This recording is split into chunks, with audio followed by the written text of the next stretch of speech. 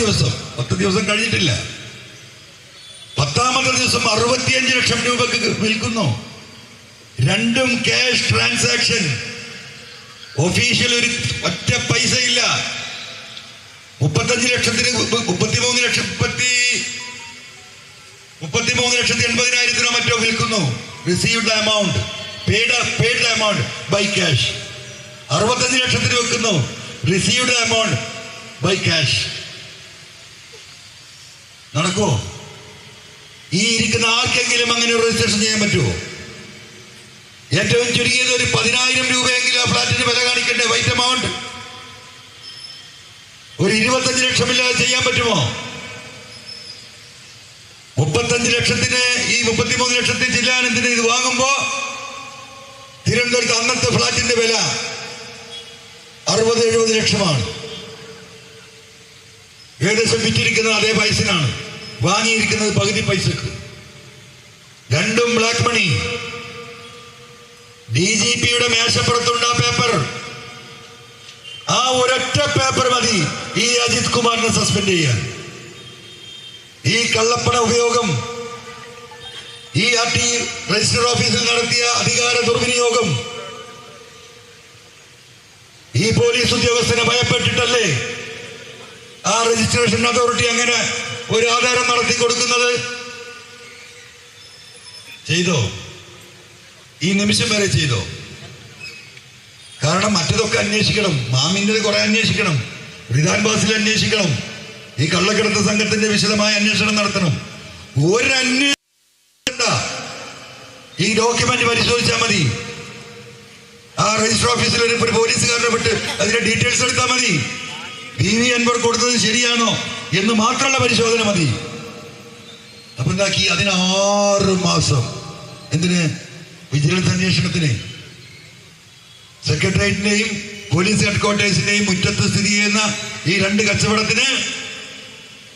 അപ്പൊ ഇനി എന്താ കാത്തിരിക്കുന്നത്? ഇനിയിപ്പോ എന്താ മാർഗം? ഞാൻ പറഞ്ഞല്ലോ, എന്നെ സ്വാധീനിക്കാൻ ശ്രമിച്ചു. പല വഴിക്ക് പല രീതിയിൽ പോലീസുകാരെ മാറ്റിത്തന്ന്, മറ്റു ഓഫറുകൾ തന്ന്, പലതും. ഒന്നും നിന്നില്ല.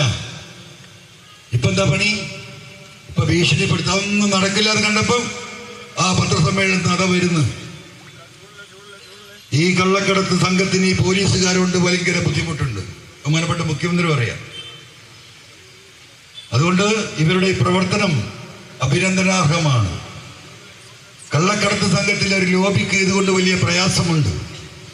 പോലീസിനെതിരെ ഈ ആരോപണം ഉന്നയിക്കുന്നവർ ഇതിന് പിന്നിൽ തൽപരരാണോ എന്ന് പരിശോധിക്കണം. അപ്പോ പത്രക്കാർ ചോദിക്കുക, അതാരാ? PV അൻവറാണോ?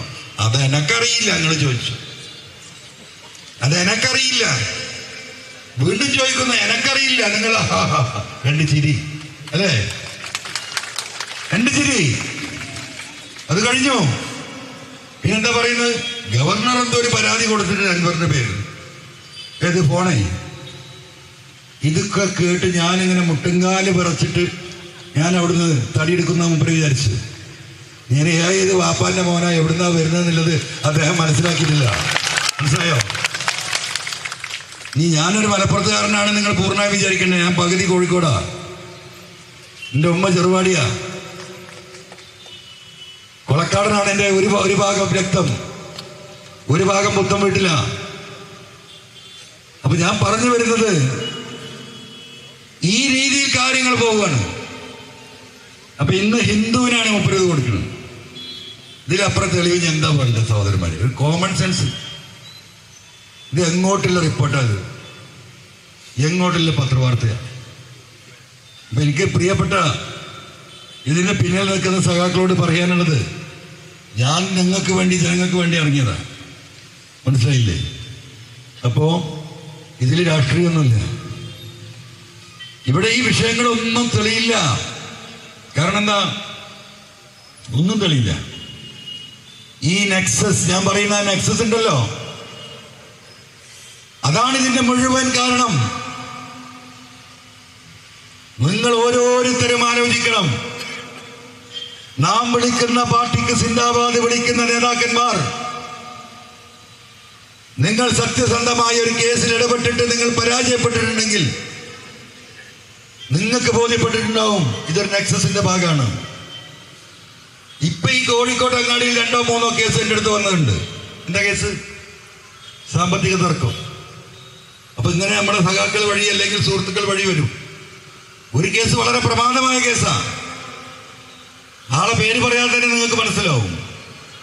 10-20 ഷോപ്പുള്ള, ടെക്സ്റ്റൈൽ ഷോപ്പുള്ള ഒരു വ്യക്തി മാനേജറെ പാർട്ട്ണറാക്കി വെക്കുന്നു.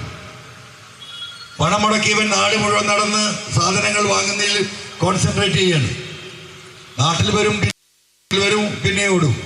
ഗുജറാത്ത്, രാജസ്ഥാൻ, ഡൽഹി, ചൈന, ഇങ്ങനെ പോകുമ്പോൾ ചില കച്ചവടത്തിലൊക്കെ ഒരു ഷെയർ കൊടുത്തിരുന്നു, 5% 10%. അവിചാരിതമായി മേശ വലിപ്പിൽ നിന്ന് ഇതിൻ്റെ ഉടമസ്ഥൻ ഒരു കമ്പനിയുടെ ട്രാൻസ്ഫർ, ഒരു കച്ചവട സ്ഥാപനത്തിൻ്റെ 50% ട്രാൻസ്ഫർ ചെയ്തതായിട്ട് കാണുകയാണ്. നോക്കുമ്പം ഉടമസ്ഥന്റെ കള്ളൊപ്പാണ്. ROC അന്വേഷിച്ചപ്പം ഇത് മാത്രമല്ല, 5-6 കമ്പനി മാറ്റിയാണ് കള്ളൊപ്പിട്ടിട്ട്. ഇത് പരാതിയാവുന്നു, പോലീസിനെ പോകുന്നു. പോലീസ് അന്വേഷണം എവിടെ എത്തുന്നില്ല. അങ്ങനെ ഇതിൽ മഞ്ചേരിയിൽ ഉള്ളൊരു സുഹൃത്തുണ്ട്, അദ്ദേഹം എൻ്റെ അടുത്ത് വരുന്നു. ഇങ്ങനെയാണ് വിഷയങ്ങൾ പറയുന്നു, ഡോക്യുമെന്റ്സ് വരുന്നു. നമ്മൾ വക്കീലിനെ കൊടുത്ത് പരിശോധിക്കാൻ ഏർപ്പാട് ചെയ്ത് പരിശോധിച്ചപ്പോൾ വക്കീൽ പറഞ്ഞു, എന്നോടൊക്കെ അത് ശരിയാണ്, ഇത് മുഴുവൻ ബോഗസ് ഡോക്യുമെൻ്റാണ്. ഞാൻ പറഞ്ഞു, ഞാനൊരു കത്ത് തരാം, മോഹനൻ മാഷെ പോയി കാണണം. അപ്പം എന്നോട് പറഞ്ഞു, മോഹനൻ മാഷത്ത് നിങ്ങളും കൂടെ ഒന്ന് വരണം, ഇത് അത്രയും സീരിയസ് ആണ്, പോലീസ് നീങ്ങുന്നില്ല, ഞങ്ങളെ കൊടുക്കാനാണ് ശ്രമം. അങ്ങനെ മോഹനൻ മാഷെടുത്ത് വന്നു, ഞാനും വന്നു. മോഹനൻ മാഷ് പഠിച്ച പടി ഈ സത്യത്തിനൊപ്പം നിന്നുകൊണ്ട് അനങ്ങിയില്ല. അപ്പോ അവസാനം ഈ വ്യക്തി എന്നോട് പറയാണ്, ഇത് തിരുവനന്തപുരത്താണ്, പി ശശി ഇതിൽ ഇടപെടുന്നുണ്ട് എന്നുള്ളൊരു വിവരമാണ് പോലീസ് ഓഫീസർമാർ പറഞ്ഞത്. അങ്ങനെ ഞാൻ തിരുവനന്തപുരത്തുള്ള ദിവസം ഈ വ്യക്തിയോട് അങ്ങോട്ട് വരാൻ പറയുന്നു. പി ശശിയെ കാണുന്നു, കാര്യങ്ങൾ വിശദീകരിക്കുന്നു.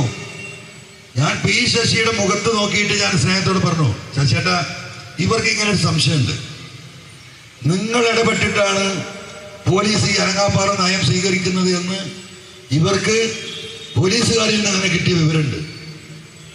അദ്ദേഹം തരിശന്റെ മുഖത്തേക്ക് കുറച്ച് നോക്കി.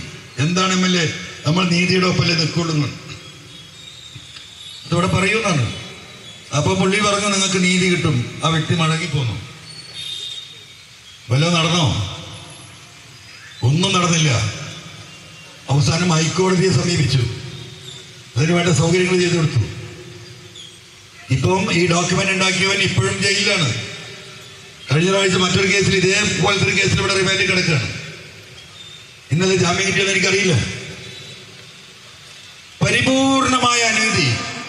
ഇവിടെ കുറെ കച്ചവടക്കാരും വ്യാപാരികളൊക്കെ ഉണ്ടല്ലോ, നിങ്ങൾക്കൊക്കെ ഒരു ധാരണ ഉണ്ടാവും, എൻ്റെ പൈസ മുടക്കിയ കട, എൻ്റെ ഷോപ്പ് എൻ്റെതല്ലേ, ആരാ കൊണ്ട് കയറാൻ നോക്കുന്നത് തോന്നും. അങ്ങനെയൊന്നും തോന്നിയിട്ട് ഒരു കാര്യമില്ല. ഒരു സ്റ്റാമ്പ് പേപ്പർ വാങ്ങി നിങ്ങളുടെ കള്ള ഒപ്പിട്ട് ഒരു അഗ്രിമെന്റ് ഉണ്ടാക്കി ഇതിന്റെ 50% ഷെയർ ട്രാൻസ്ഫർ നടന്നിരിക്കണമെന്ന് പറഞ്ഞ എഴുത്തു ഒരു ധാരണ ഉണ്ടാക്കി അത് പോലീസ് നിങ്ങളെന്താ വിചാരിക്കുക? നിന്റെ പിടിയില്ലേ, അത് കള്ളക്കടലാസല്ലേ, ഞാനതിൽ ഒപ്പിട്ടിട്ടില്ലല്ലോ, എനിക്കൊരു പൈസയും കിട്ടിയിട്ടില്ലല്ലോ, പിന്നെ എന്ത് പ്രശ്നം എന്നാണ് മനുഷ്യർ ധരിക്കുക. അതാണ് നീതി, അതാണ് നിയമം. പക്ഷേ അതിന് നേരെ വിപരീതമായി കേരളത്തിൽ ഒരു സ്ഥലത്തല്ല, പല സ്ഥലത്തും നടന്നുകൊണ്ടിരിക്കുക. നല്ലോണം കരുതിക്കോ നിങ്ങളൊക്കെ. ഈ രീതിയിൽ കാര്യങ്ങൾ പോവാണ്. പൂരം കലക്കിക്കാൻ അതിന് സംവിധാനമുണ്ടാക്കി കൊടുത്ത് കേരളത്തിലെ ജനങ്ങൾ മാറ്റി നിർത്തുന്ന വർഗീയതക്ക് കടന്നു വരാൻ വഴിയൊരുക്കി കൊടുത്തു. ആര്? ഇതിനാരാ ഉത്തരം പറയേണ്ടത്? ഉത്തരം പറയുന്നവർ ഉത്തരം മുട്ടിക്കുകയാണ്, കൊഞ്ഞനം കാട്ടുകയാണ്. ഈ രീതി തുടർന്നാൽ ഈ നാട് എവിടെ എത്തും? നമുക്കൊരു എതിരാളി, അവനൊരു